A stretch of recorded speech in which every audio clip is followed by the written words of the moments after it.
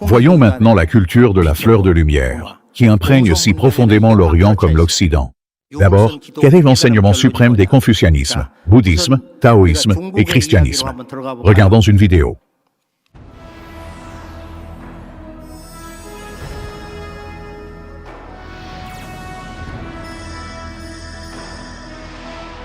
La culture de la lumière et des fleurs, en Orient et en Occident.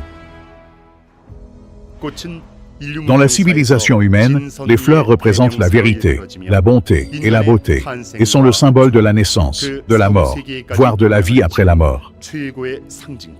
De plus, à travers les fleurs, il est possible d'entrevoir la spiritualité et la sacralité des diverses cultures, ainsi que la philosophie et l'idéal de beauté des peuples anciens.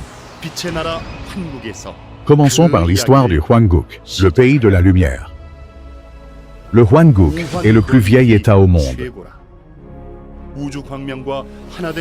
Le Hwanguk, fondé par les personnes qui ne faisaient qu'un avec la lumière de l'univers, fut le premier État de l'humanité. Hwanin Anpagyon, le premier souverain du Hwanguk, avait reçu la fleur de lumière de sa mère, la dernière souveraine de la cité de Mago. Cette fleur, transmise en premier par grand-mère Mago, fut ensuite confiée à Hwanung du Bédal, à Dangun de Joseon, puis aux fondateurs de chaque pays qui leur succéda. Ces souverains coréens fondèrent et gouvernèrent en leur État, en suivant les préceptes du Chonbugyeong et du Samilshingo.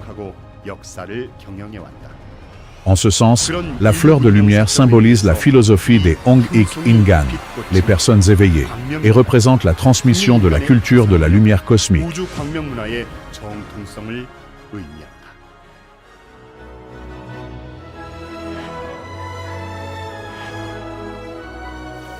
Les fleurs dans la culture chinoise. La Chine, dans son désir de devenir le maître de l'Orient, s'est donné le nom de Zhonghua et appelle le peuple Han les Waren. Le caractère Hua dans Zhonghua a deux sens, briller et fleur. Il signifie donc littéralement fleur brillante. La Chine a effacé l'histoire du Bédal et du Joseon, les deux successeurs du Hwanguk, car ils avaient hérité de sa culture de la fleur de lumière, et s'est proclamé maître de la civilisation orientale sous le nom de Zhonghua, qui signifie la fleur brillant au centre du monde. Cependant, les découvertes archéologiques en Chine montrent indubitablement la culture originelle du Bédal, telle qu'elle était. Les symboles et iconographies du Bédal, dépeignant les Samshin, les trois esprits primordiaux, les 7 étoiles, le chariot de la grande ours et les 8 immortels ont été découverts non seulement dans le nord-est de la Chine, mais aussi dans d'autres régions habitées par des minorités. Les traditions du peuple Miao, en particulier, ont perpétué la culture du Hwanguk et du Bédal sous sa forme originelle. Tout d'abord, ils vénèrent Chiu, le 14e souverain du Bédal, comme leur père fondateur. En outre, leur ronde traditionnelle, tout comme la danse coréenne, appelée le Gangang Sule, rappelle la ronde du peuple du Hwanguk. Tandis que Hwanung Kobalhwan créait le Bédal, Bango fondait son propre État dans la montagne Sanwei, en Chine, d'après l'ordre du dernier Hwanin du Hwanguk. Bango était accompagné des Yu Miao, qui seraient les ancêtres des Miao.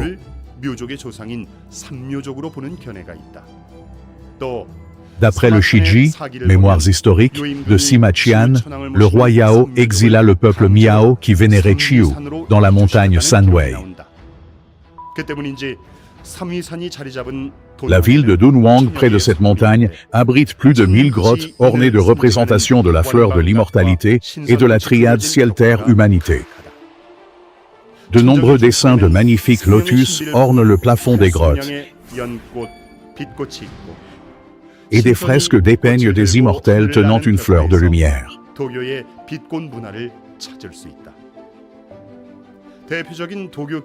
Un passage du canon taoïste dit « L'univers est rempli de lumière, et la fleur réside là où brille l'Esprit Saint. » Dans le livre « Le secret de la fleur d'or », on peut lire « La fleur d'or symbolise la lumière. Quand votre corps est plein de pure énergie yang, cette fleur s'ouvre en vous. »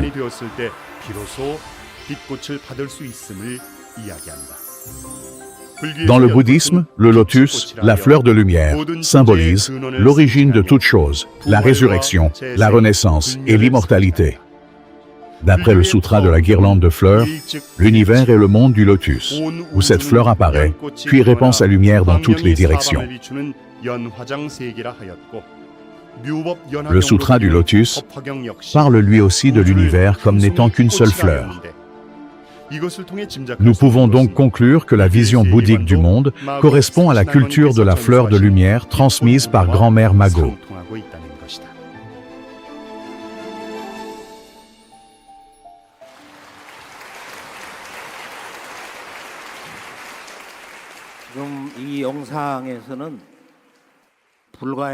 Dans le bouddhisme, la vraie nature de l'univers est comparée à une fleur. C'est le monde du trésor du lotus. Peu à peu, ce lotus fut dépeint comme une fleur réelle. Mais l'origine du lotus est la Yulyeohwa, la fleur céleste de la lumière cosmique, transmise par la grand-mère Mago. Yulyeohwa signifie « fleur du Yulyo ». En elle se trouvent les 5 pouvoirs de la création-transformation de l'univers. Ce n'est que quand ces 5 pouvoirs sont réunis que cette fleur devient la vraie fleur de la création-transformation du Yulyo. Vous recevrez cette fleur quand vous atteindrez le 3e niveau de la méditation de la perle qui exauce les vœux.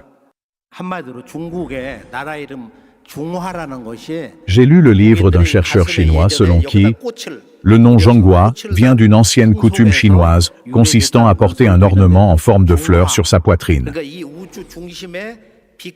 Je pense que cette coutume était liée à la culture de la fleur de lumière et qu'elle montre que les Chinois croyaient être le cœur de cette culture. Les Chinois d'aujourd'hui ont oublié le sens originel du nom Zhonghua.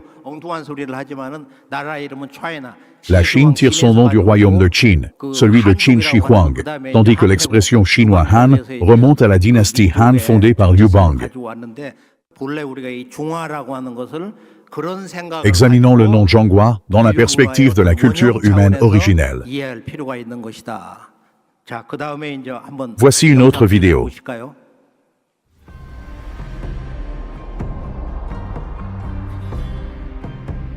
Les fleurs dans la culture japonaise. Le Shingyo, enseignement des esprits, a eu une influence directe sur le Japon. Selon le Kojiki et le Nihon Shoki, l'histoire du Japon a commencé avec les 3 premiers dieux et les 7 générations de divinités.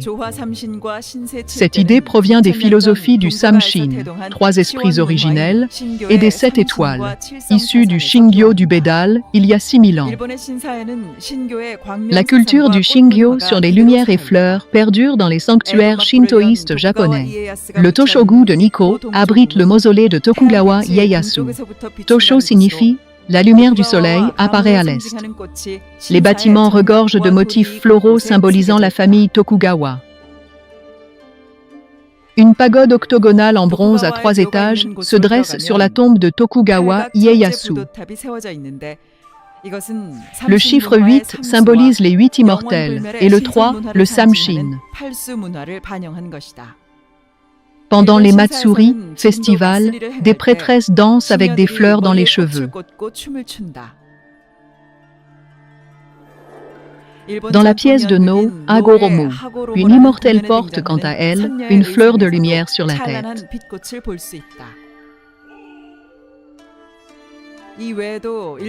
Les fleurs décorant les bodhisattvas du mont Koya et les urnes funéraires d'Okinawa incarnent elles aussi la fleur céleste de lumière. Mais à quelle époque le Shingyo du Bédal et du Joseon de Dangun arriva-t-il au Japon? Pour le savoir, il faut se tourner vers Konohana Sakuya Hime, la divinité du mont Fuji. Konohana Sakuya Hime était l'arrière-grand-mère de Jinmu, le premier empereur du Japon, mais aussi la fille d'Oyamatsumi, le dieu du mont Baekdu en Corée, qui était vénéré par les immigrés coréens au Japon. Elle aurait alors hérité du Shingyo, un enseignement né dans la région du mont Baekdu.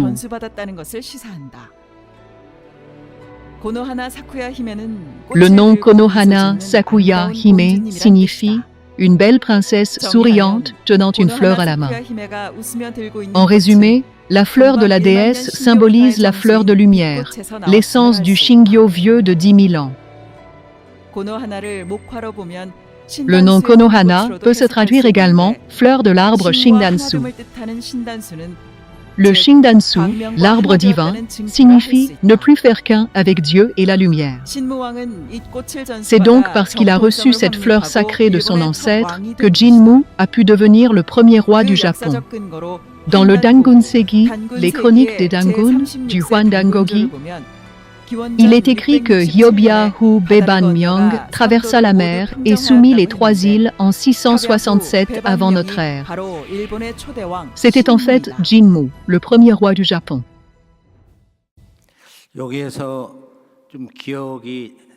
L'image qui me frappe le plus dans cette vidéo est celle de Konohana Sakuya Hime, l'esprit du mont Fuji, un volcan qui explosera à l'avenir dans une grande éruption. La fleur que tient cette princesse à la main symbolise la même chose que celle tenue par Sakyamuni lors du sermon de la fleur. En effet, Sakyamuni délivra un jour un sermon sans parole, mais en souriant tout en tenant une fleur à la main. Il transmit alors la lignée du Dharma au seul disciple qui comprit son geste. Cette fleur symbolise la Sonjong-hwa, qui ressemble à un lotus blanc à 16 pétales. L'Esprit Saint du vide suprême réside au plus profond du royaume de la lumière cosmique. La Sonjong-hwa est le reflet de son cœur. Cet esprit a mis l'essence de son pouvoir de la création-transformation dans cette fleur. Le mot Sonjong-hwa signifie la fleur prouvant qu'une personne est un immortel, Son. Grand-mère Mago l'offre cependant aux personnes qui ne sont pas encore devenues immortelles sous le nom de Solyo-hwa. Si vous souhaitez vraiment recevoir la Solyo-hwa aujourd'hui, je vais accorder son chi à toutes les personnes présentes ici maintenant. Voulez-vous recevoir cette fleur?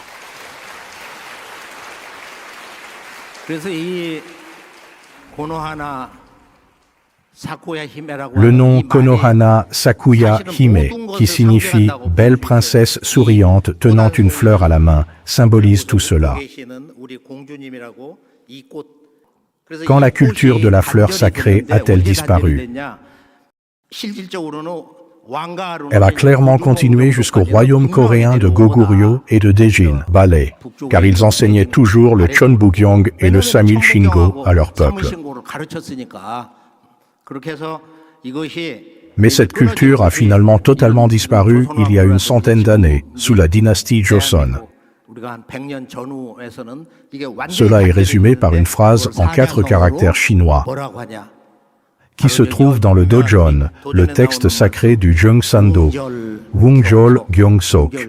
Le sens des caractères Wungjol est que la transmission de la culture de l'éveil et de la fleur de lumière, jadis enseignée par Hwanung, a été interrompue.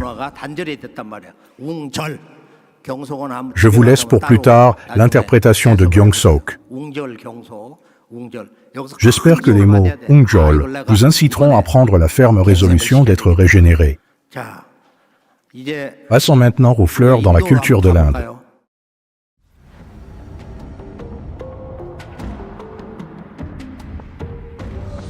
Les fleurs dans la culture indienne. La culture du Shingyo du Hwanguk, qui se propagea jusqu'aux régions de l'Indus et de l'Himalaya via l'état de Yongun, a façonné la civilisation indienne actuelle.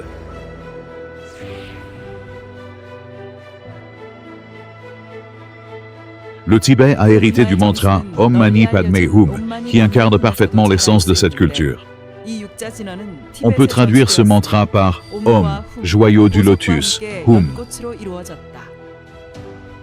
Om est le son originel de l'univers, et Hum, sa perfection. Le son Om a été révélé dans la cité de Mago, il y a 25 000 ans, tandis que le son Hum l'a été pendant l'ère de Hwanguk. Om et Hum sont les deux sons originels de l'univers et la base des cultures méditatives actuelles. Om et Hum, les sons de l'éveil, se retrouvent dans les textes sacrés hindous, y compris les Védas. Ils deviennent lumière dans l'être humain, prenant la forme d'un joyau ou d'une fleur.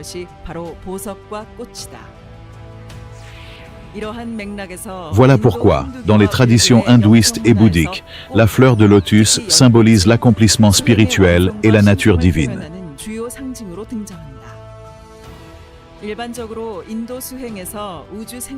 Dans la spiritualité indienne, les 7 chakras, les récepteurs de l'énergie cosmique, sont symbolisés par des fleurs de lotus ayant chacune un nombre de pétales différents. Le Sahasrara chakra, situé au sommet de la tête, est symbolisé par un lotus à 1000 pétales. Brahma, le créateur dans la trinité hindoue, aurait jailli d'une fleur de lotus. Lakshmi, l'épouse de Vishnu et la déesse de la richesse, est représentée debout ou assise sur cette fleur, tenant souvent une fleur de lotus dans 2 de ses 4 mains.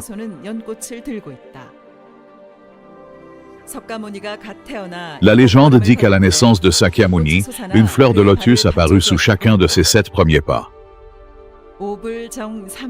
Selon le Sutra des 5 sagesses suprêmes du Bouddha, lorsque Sakyamuni transmit le mantra de la sublime lumière, une lumière intense jaillit du haut de sa tête et remplit tout l'univers, puis se changea en un énorme joyau du lotus. Le nom du maître qui a introduit le bouddhisme tantrique au Tibet est Padmasambhava, ce qui signifie « né du lotus ». La divinité indienne Kirtimukha est un indice clé reliant la culture spirituelle indienne au Shingyo du Hwanguk et à la civilisation de la cité de Mago.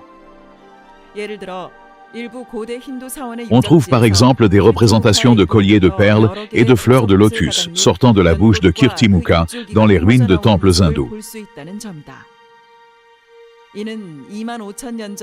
Ces images suggèrent qu'il y a 25 000 ans, lors de la transmission de la fleur de lumière par la culture de l'immortalité de Mago, une méditation pour atteindre l'immortalité apparut. Elle cherche maintenant à recevoir la fleur de lumière cosmique, l'origine de la culture de la vague coréenne.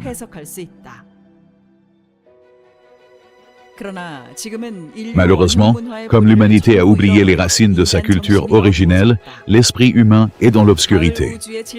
Maintenant que l'automne cosmique est arrivé, l'ère du retour à l'origine commence, et nous devons retrouver la lumière cosmique, le Hwan. Mais comment laisser l'obscurité derrière nous pour devenir des êtres de lumière? C'est en recevant la fleur de lumière et en réveillant notre divinité grâce à la méditation, comme le faisaient les anciens, que nous pouvons le faire.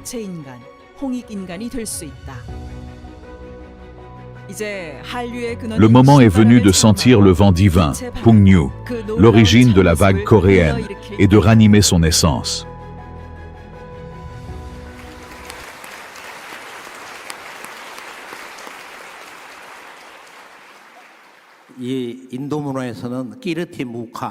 Kirtimukha est la représentation de la culture des Dokebi ou Mangnyang en Inde. Les 3 esprits originels, les créateurs sans forme faits de lumière qui se trouvent à la source de l'univers, sont appelés les 3 esprits Mangnyang. Lorsqu'ils créèrent le temps et l'espace, l'univers apparut sous l'effet des ondes lumineuses. Le moment de cette création peut être expliqué de plusieurs façons. Le temps et l'espace nouvellement créés sont gouvernés par 5 divinités, appelées les 5 empereurs. Parmi elles, 4 gouvernent chacune une direction et la saison qui lui est associée, tandis que la 5e contrôle le centre. Les 4 premières sont représentées par le dragon bleu, le tigre blanc, le phénix rouge et la tortue noire. Le dessin actuel de la tortue noire montre un serpent s'enroulant autour d'une tortue. Cependant, originellement, ce n'était pas d'un serpent, mais d'une séquence génétique qu'il s'agissait. Ce changement a faussé l'image de la tortue noire. Nous avons corrigé cette erreur dans nos livres de méditation.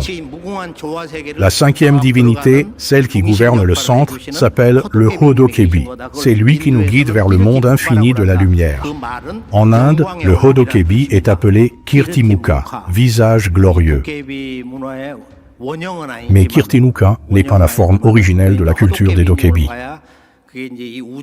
Si l'on veut vraiment comprendre la culture des Dokebi, il faut rencontrer le Hodokebi qui se trouve au cœur de l'univers, puis entrer dans le monde de la lumière.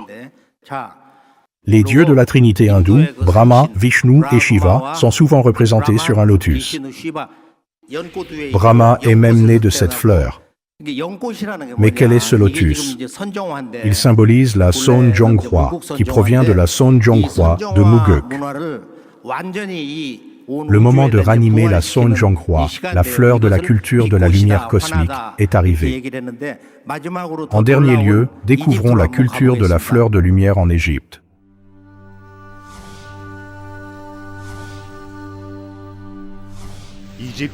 Les fleurs dans la culture égyptienne. La fleur de lotus se retrouve dans tous les aspects de la culture de la fleur de lumière de grand-mère Mago, que ce soit la méditation, les arts ou les rituels. Ainsi est-elle aussi présente en Égypte. Les anciens Égyptiens avaient fait du lotus, qui pousse sur les berges du Nil, le symbole du printemps et de la Renaissance. Le lotus incarnait à leurs yeux l'alliance entre l'eau, la lumière et la terre, et symbolisait le pouvoir mystérieux de la nature à la base de la création du monde. Par-dessus tout, le lotus est le symbole de la fleur de lumière, mais aussi des sagesses, création, fertilité, régénération, immortalité et autorité royale. Le lotus est l'emblème de la Haute-Égypte, tandis que le papyrus est celui de la Basse-Égypte. L'alliance du lotus et du papyrus symbolise l'unification des deux Égyptes. Ces idées font partie de la mythologie égyptienne. Ainsi, Horus, le dieu soleil, a jailli d'un lotus en tant que fils d'Isis. Dans le papyrus de Hunéfer, on voit Osiris assis sur un trône près des eaux purificatrices de l'au-delà. Un lotus fleurit dans ces mêmes eaux et les 4 fils d'Horus se tiennent debout sur sa corolle. Devant le grand dieu Osiris, tué par son frère Seth, on voit l'œil d'Horus aîné qu'il a ressuscité. Le lotus est ici un important symbole de renaissance et de renouveau. Le dieu égyptien le plus mystérieux lié aux fleurs est Ré-Orakti, Horus de l'horizon. Dans de nombreuses cultures, le soleil est vu comme la source de l'énergie vitale de toute chose. Cette énergie, appelée prana en sanskrit ou chi en chinois, était aussi cultivée par les prêtres et souverains égyptiens. Les rayons en forme de bourgeon sortant du soleil posés sur la tête de Ré-Orakti, pendant qu'une prêtresse accomplit un rituel, seraient des traces de la culture de la lumière de la cité de Mago et du Hwanguk.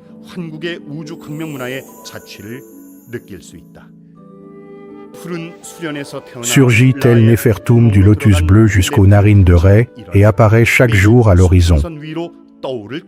Livre des morts. Dans le livre des morts égyptien, Néfertum personnifie le lotus. Il est appelé le seigneur des parfums ou le gardien des narines de Ré. En d'autres mots, Néfertum représente la respiration. Pour les Égyptiens, la respiration était la vie elle-même, tant au niveau physique que métaphysique. Dans l'Égypte antique, comme dans les traditions hindoues et bouddhiques, le lotus symbolise depuis longtemps les points où l'énergie se concentre et circule à travers le corps pour créer et nourrir la vie. Cela se retrouve dans la tradition égyptienne avec le hiéroglyphe de Néfer, qui correspond au cœur et à la respiration, et qui symbolise les jeunesses, beauté, bonheur et chance sur les amulettes.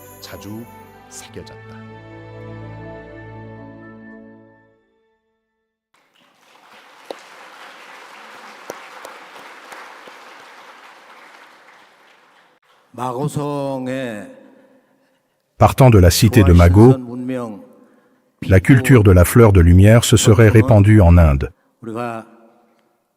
en Égypte et finalement en Grèce. Cette propagation semble s'être faite durant la période des 12 États du Hwanguk via les échanges entre l'Orient et l'Occident. Selon le Hwandan Gogi, la culture humaine originelle est celle de la lumière cosmique. Recevoir l'essence de cette culture grâce à une seule fleur de lumière permet de guérir nos corps et esprits plongés dans l'obscurité, mais aussi de transformer colère et désespoir en joie et confiance en soi. Nous pouvons en outre remplacer une histoire faite d'échecs par une fête d'espoir et celle de la division par une autre d'unification. C'est dans cela que tient la vraie renaissance de la culture de la lumière cosmique. Le Hwandan Gogi nous permet aujourd'hui de retrouver cet héritage historique et culturel originel.